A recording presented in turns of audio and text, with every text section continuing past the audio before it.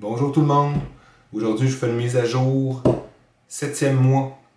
Pourquoi 7? Pourquoi pas 6? Je voulais en faire un à 6, j'ai reporté de jour en jour, je vais le faire demain, je vais le faire demain. Et là on est le 31 décembre, alors je le fais aujourd'hui après 7 mois.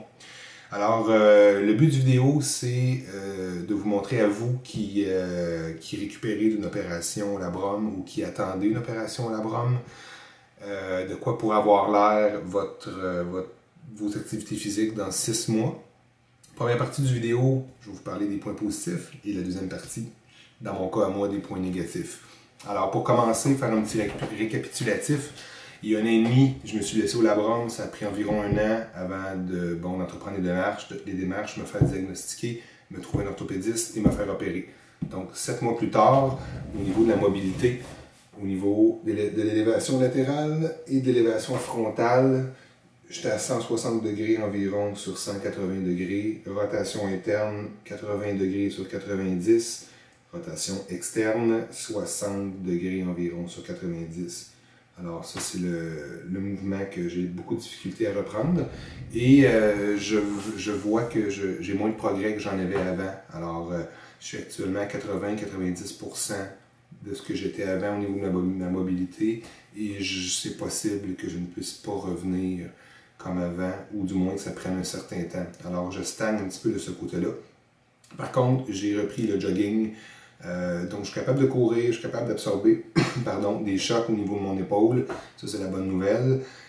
J'ai repris un programme d'activité physique sur 3 jours par semaine que je vais vous montrer. Je charge environ le tiers à la moitié de ce que je faisais avant de me blesser. Alors, pour vous montrer un petit peu quelques exercices de base, au niveau des élévations frontales et latérales avec des dumbbells, là dans ce cas-ci, c'est un 5 livres, je suis capable de prendre 7 livres et demi, mais je dois toujours faire attention de stabiliser mon épaule pour ne pas avoir de la douleur. Alors, développer vertical également, 5 livres, je suis capable de faire ça après 7 mois.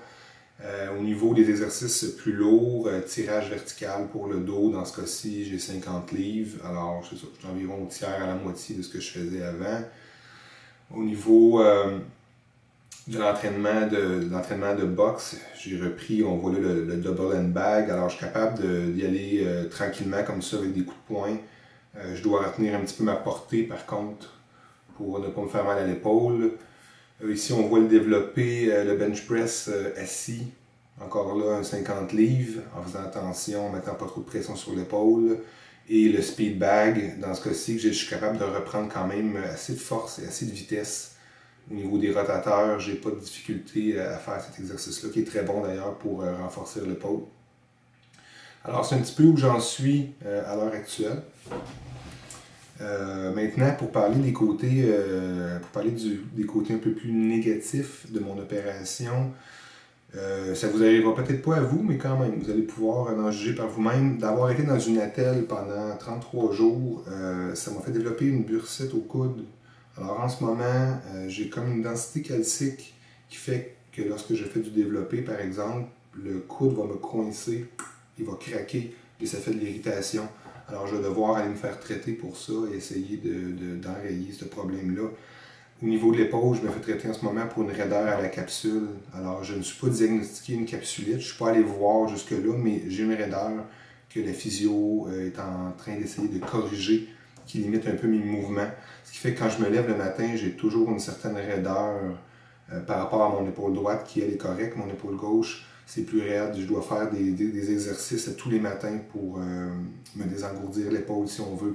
Des mouvements aussi banals que de mettre une chemise sur un cintre dans le garde-robe. Ce mouvement-là, c'est pénible. C'est beaucoup plus difficile. J'ai envie de le faire avec la main droite, encore après 7 mois.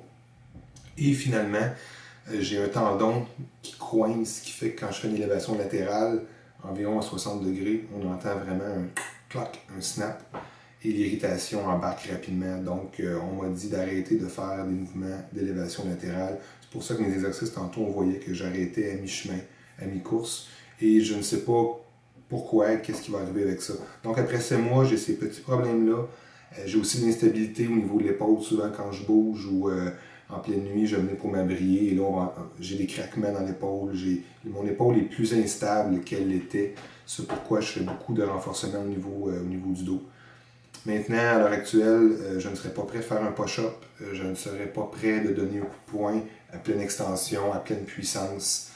Certainement pas prêt de mettre 100-150 livres sur le bench press. Je ne ferai pas confiance à mon épaule encore, alors j'y vais doucement. C'est ma situation à moi. Ça ne sera probablement pas la vôtre. Je ne vous souhaite pas que ça vous fasse cela. J'aurais cru au départ qu'entre 3 et 6 mois, j'aurais pu reprendre mes activités à 100% de ce que j'avais avant. C'est pas le cas. Alors, c'est un petit peu ça. Informez-vous selon votre cas. Prenez les précautions nécessaires. Si vous avez des questions, écrivez-moi et j'essaierai de faire une petite vidéo. Peut-être un dernier quand ça fera 1 an, c'est-à-dire dans 4-5 mois. D'ici là, portez-vous bien.